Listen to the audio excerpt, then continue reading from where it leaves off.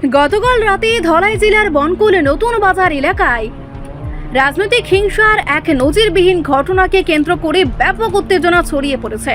अभियोग उठेছে एलाकार BJP party अफिसे दुष्कृतिकारीरा अग्निसंযোগ করার পাশাপাশি এক বিজেপি যুব নেতার রাবার বাগানও ধ্বংস করে দিয়েছে। এই ঘটনার সরাসরি অভিযোগ তোলা হয়েছে বিরোধী তীব্রমথা সমর্থকদের বিরুদ্ধে। স্থানীয় সূত্রে জানা গিয়েছে, গভীর রাতে যখন গোটা গ্রাম নিস্তব্ধ ছিল তখনই একদল দুষ্কৃতী বনকুল নতুন বাজারে অবস্থিত ভারতীয় জনতা পার্টির কার্যালয়ে আগুন লাগিয়ে দেয়। মুহূর্তের আগুনের লেলিখান শিক্ষা পার্টি অফিসের আসবাবপত্র ও দলীয় নথিপত্র পুড়ে ছাই করে দেয়। খবর পেয়ে দলীয় কর্মী সমর্থকরা ঘটনাস্থলে পৌঁছানোর আগে দুষ্কৃতিকারীরা সেখান থেকে চম্পট দেয়।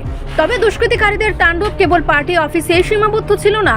রাতেই বিজেপি যুবনেতা সুশান্ত মঘের মালিকানাধীন রাবার বাগানে হানা দেয় একদল দুষ্কৃতিকারী। সেখানে তারা অত্যন্ত পরিকল্পিতভাবে প্রায় 20টি বড় রাবার গাছ কেটে নষ্ট করে দেয়। সুশান্ত মঘের অভিযোগ, রাজনৈতিক শত্রুতার জেরেই তার এই বিপুল আর্থিক ক্ষতি করা হয়েছে। এই ঘটনার খবর ছড়িয়ে পড়তেই এলাকায় থমথমে পরিস্থিতির সৃষ্টি হয়েছে। বিজেপি নেতৃত্বের দাবি, এলাকায় অশান্তি ছড়াতে এবং উন্নয়নমূলক কাজ ব্যাহত করতে তীব্রমথা সমর্থিত দুষ্কৃতিকারীরা এই নেককারজনক কাজ করছে। যদিও তীব্রমথার পক্ষ থেকে এই অভিযোগ অস্বীকার করা হয়েছে। ঘটনার পর সংশ্লিষ্ট এলাকায় পুলিশের একটি বিশাল বাহিনী মোতায়েন করা হয়েছে। বিজেপি কার্যকর্তাদের পক্ষ থেকে থানায় লিখিত অভিযোগ দায়ের করা হয়েছে এবং অবিলম্বে দোষীদের চিহ্নিত করে গ্রেফতারের দাবি জানানো হয়েছে। দিনে দুপুরে কিংবা রাতের অন্ধকারে এমন রাজনৈতিক আক্রোশের ঘটনা সাধারণ মানুষের মনেও আতঙ্ক সৃষ্টি করছে।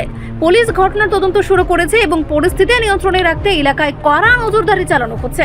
রাজনৈতিক এই সংঘাতকে কেন্দ্র করে দুই দলের কর্মী সমর্থকদের মধ্যে চাপা উত্তেজনা বিরাজ করছে।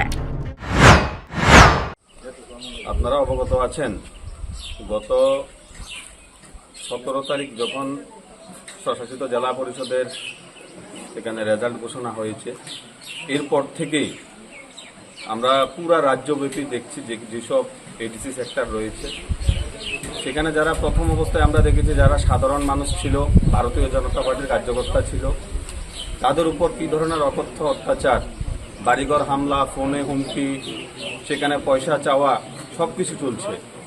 অপরদিকে আপনারা দেখতে পাচ্ছেন গত বেশ কয়েকদিন যাবৎ আমাদের যে দলীয় কার্যালয়গুলি রয়েছে সেখানে মুথার নেতৃত্বরা বিভিন্নভাবে উস্কানি দিয়ে যুবকদেরকে সেখানে আমাদের যে দলীয় কার্যালয় আছে সেগুলোকে ধ্বংস করছে, অগ্নিসংযোগ করছে।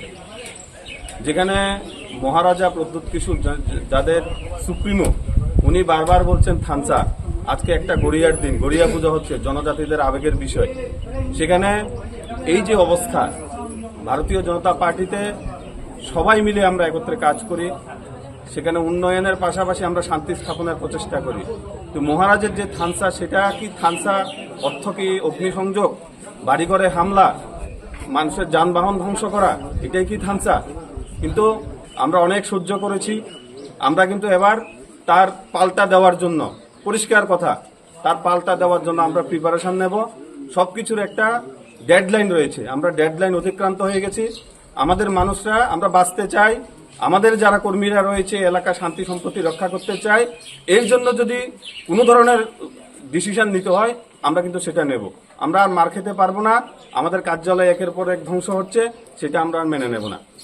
আমরা একটা বিষয় জানতে চাই, প্রত্যেকটা বাজারেই স্বরাষ্ট্র দপ্তর থেকে রাত্রিবেলা প্রহরার একটা ব্যবস্থা করা হয়।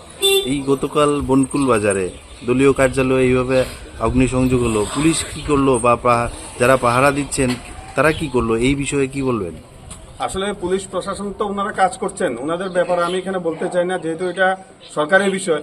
তো আমরা সাংগঠনিকভাবে যে ব্যাপার রয়েছে আমরা সাংগঠনিকভাবে প্রদেশ নেতৃত্বকে জানিয়েছি। ওনাদের থেকে মেসেজ চাওয়া পর্যন্ত আমরা অপেক্ষা করব। কিন্তু যেই জিনিসগুলো হচ্ছে, আমি একটাই কথা বলবো, এটা মানার মতো আর বিষয় নেই, অনেক হয়েছে, এটা ইতি টানতে আমরা চাই। রিপোর্ট সংবাদ প্রতীক্ষা।